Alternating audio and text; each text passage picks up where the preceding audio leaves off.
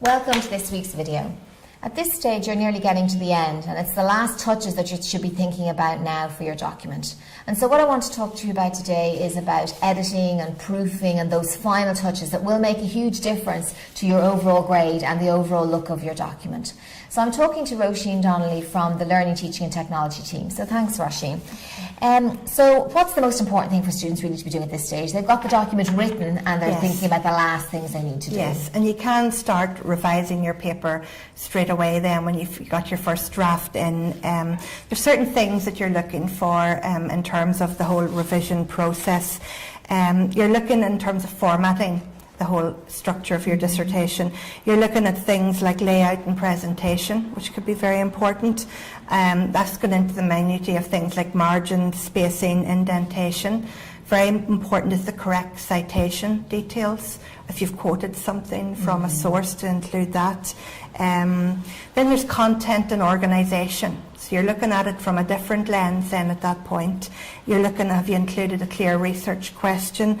How your introduction and body and conclusion are all flowing together. How would you suggest they do this, Roisin, then? Would you suggest that you sort of divide it there into two things, that they do them separately? Do they read the document with a lens of I'm only looking at structure, and then look at another time to look at content? That seems to be a very effective way, because sometimes when you try to do everything together, you're missing out in little aspects. So by looking at it very much, first of all, from layout and presentation and making sure you're happy with that, then content organisation is another whole area to look at, and then grammar and structure of sentencing is a third area.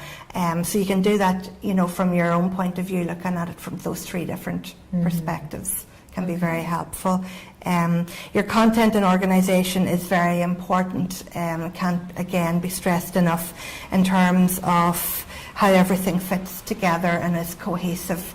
How your paragraphs flow from one to the other, that you've got the transitioning sentences, and that you have your signposting and then between one chapter and the next, and that the whole structure of your paper very much is logical and makes sense. Okay.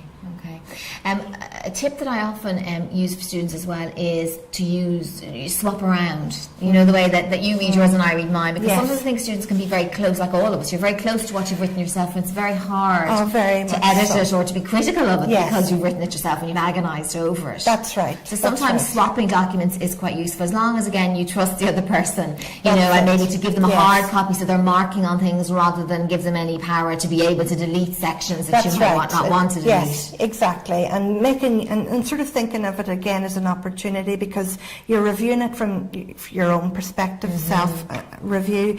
There's a peer review, or in terms of the editing, exchanging their work and editing, each other's work, and then there's obviously the supervisor lecture review as well. So every dissertation should really try to make the most of those three forms of support, as it were. So you're very valuable in what you can do yourself, but also to draw upon your peers. Absolutely. And it's very important to, again, you can only do that if you have enough time, if you've allowed and you've earmarked the time to do that. Yes, that's right. Another basic thing is that they need to make sure they've done things like spell checks, isn't it? Because there's nothing more frustrating than somebody reading and finding silly typing errors or proofreading errors that could have been caught along the way. And whatever the style of your dissertation, whether it's Harvard or APA, you can change the style, the spell check on your computer to make sure that it's UK spell check, because sometimes it picks up American words and phrases as well, and that it's aligned to the actual correct style that you're using as well. And as you said, all of that takes time. You don't want to be leaving that to the night before, where you're starting to stress yourself and you feel that there's just too much to do, because you do need to come at it with a fresh, clear mind, because these are the minutiae, these are the very minor little things that may seem like, but very important, that you're very consistent in how you, and they make a big difference to the overall look and read of the document in the end, if there's little errors like that. They do. And again, we had mentioned this in the previous section, it's again demonstrating that you are a good writer in terms of adopting good writing techniques, good revision, proofreading and editing techniques. They're all part and parcel of it. Yes. thing.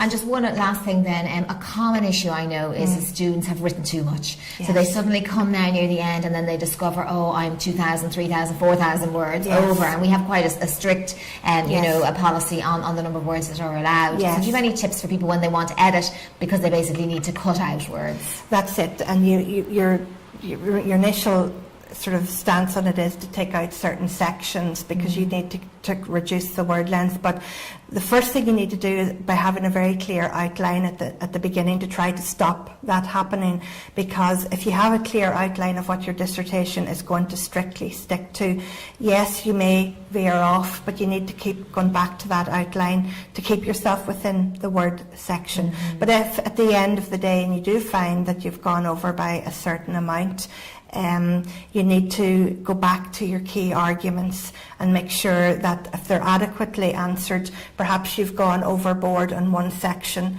and you may be able to fine tune and trim there, and you may also find equally that you're very light in another section and perhaps it might need a little bit more. So it's a balancing issue at the end and a redressing of that in terms of rather just wholesale lifting out paragraphs. If you lift out paragraphs, the problem is as well, isn't it? Unless you're going to go and read the whole thing again, is that then you find that it was mentioned somewhere else and you've now taken it out. That's right. Everything starts then to fall apart a bit. Because you may have signposted in chapter 1 and say in a certain section of the literature review, and if you've lifted that out, as you said, then it's very difficult to follow that thread the whole way through. Yes. Okay, that's great. Okay, so there's some useful tips then to help you in these final stages now of the dissertation and thesis. See you next time.